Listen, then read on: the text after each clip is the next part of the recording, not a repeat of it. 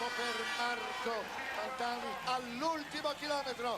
Marco Pantani sta per concludere il suo quotidiano meraviglioso show. È tornato Pantani, primo sul Mont Ventoux. Eccolo qua, Pantani, ancora lui sui pedali, trionfa ancora.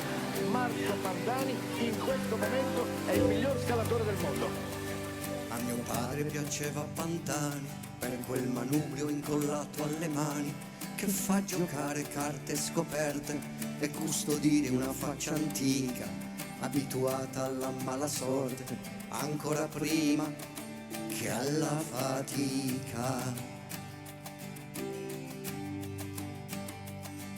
A mio padre piaceva Pantani perché sapeva di eroi lontani, per quel procedere controvento di chi può perdere contro il tempo e risalire dalla caduta dove era primo di ogni pirata. Sali, sali, sali, sali, sali, sali, alto sui pedali, alto sui pedali. Sali, sali, sali, sali, sali, sali. Se fossero aeroplani, avessero le ali. A mio padre piaceva Pantani, dico parole di cose umane che si raccontano a luci spente, tanto leggere che non si sente, per poi accettare il proprio destino di ogni pirata dovere primo.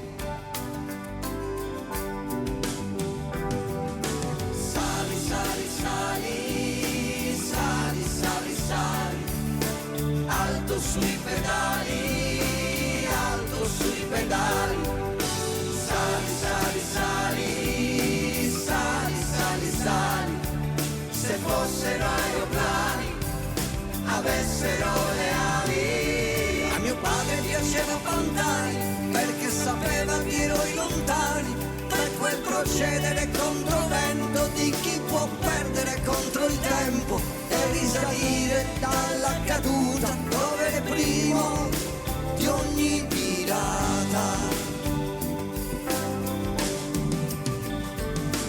Per sempre andrai, per sempre in salita, nessuno mai sopravvive alla vita. Mio padre piaceva Pantani, dico parole di cose umane che si raccontano a luci spente, tanto leggere che non si sente, per poi accettare il proprio destino di ogni pirata dovere primo.